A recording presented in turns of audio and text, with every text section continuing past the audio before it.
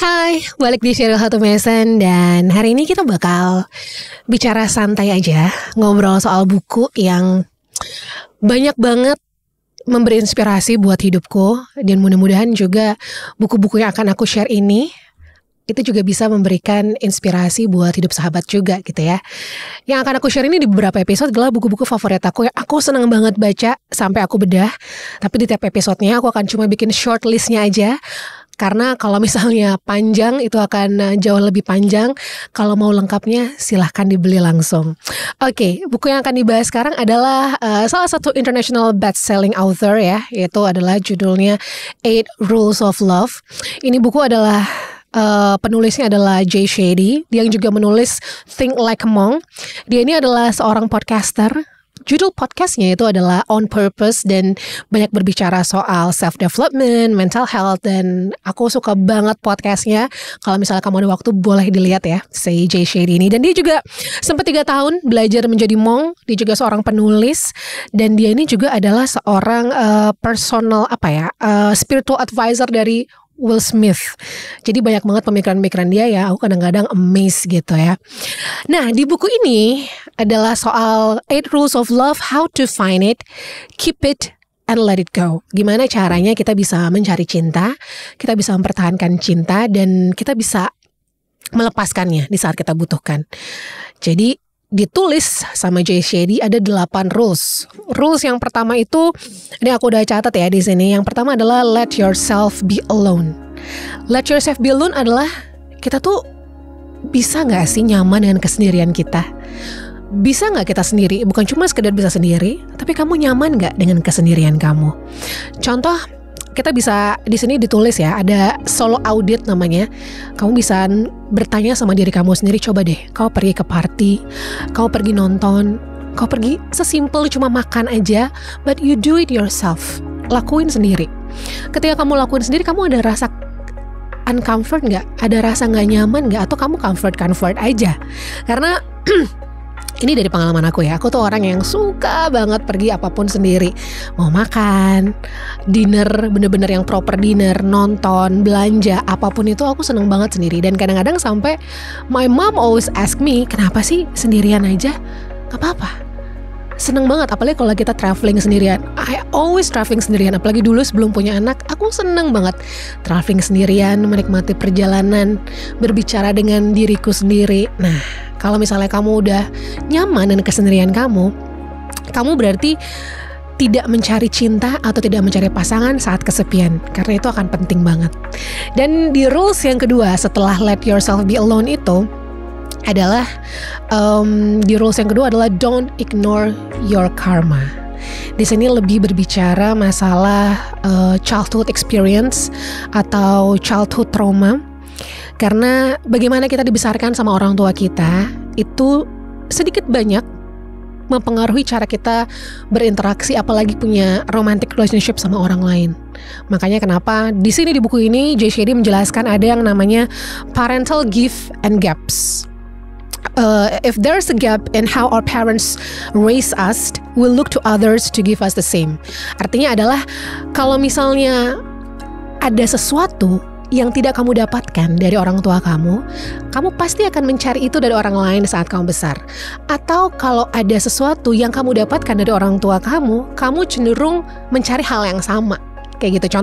Contoh misalnya gini, pada saat dulu kamu tuh sangat-sangat diperhatikan sama orang tua kamu.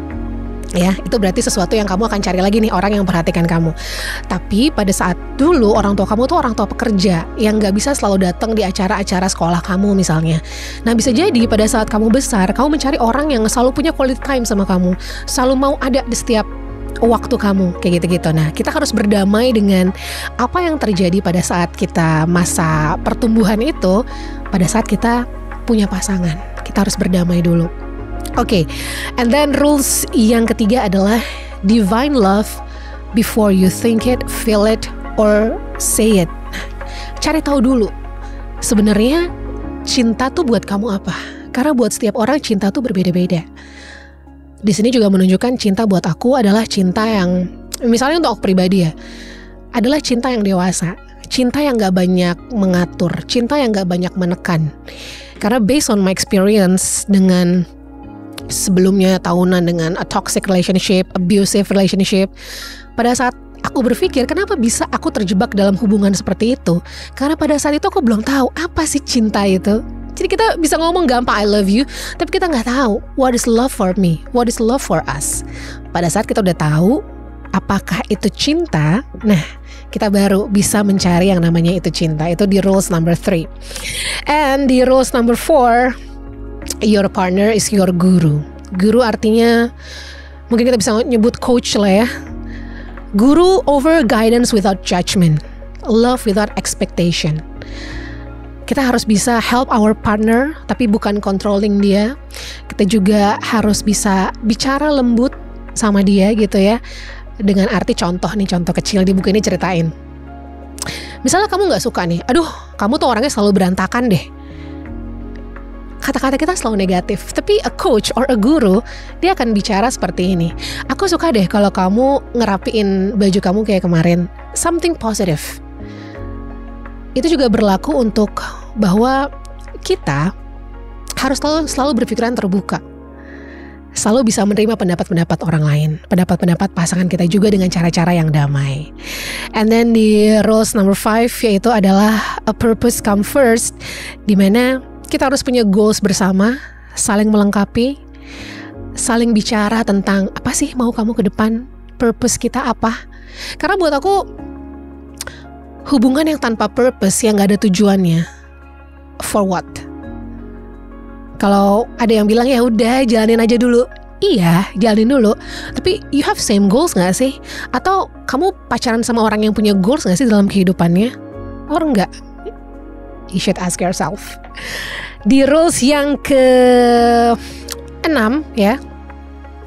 Di rules yang ke-6 adalah win or lose together.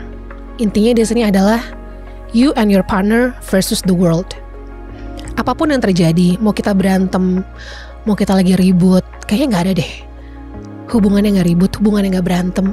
Pasti ada, karena di saat-saat kita berantem itu, di saat-saat kita ribut itu, disitulah kita bisa tahu the real pasangan kita seperti apa. Justru dengan ribut atau berantem yang sehat, itu akan membuat hubungan juga semakin sehat.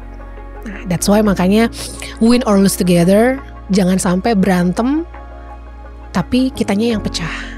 Atau jangan sampai berantem tapi kita tuh kayak gak satu tim gitu.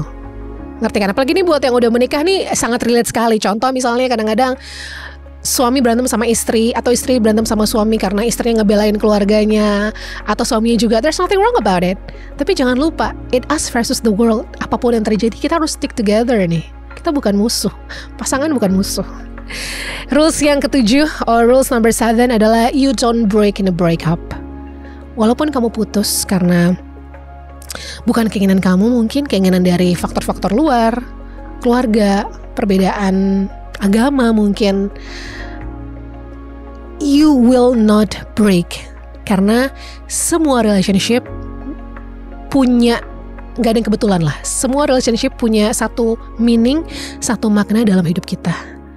Jadi kita bisa ambil pelajarannya apa. And rule number 8, love again and again. Selalu setelah kamu putus, pasti kayaknya kan kita akan kayak males untuk kita punya satu relationship lagi dulu kan. Give yourself a time, give yourself a break. Mungkin kita udah lama gak punya me time, kita bisa me time dulu. Kita bisa cari tahu dulu apa yang kita mau.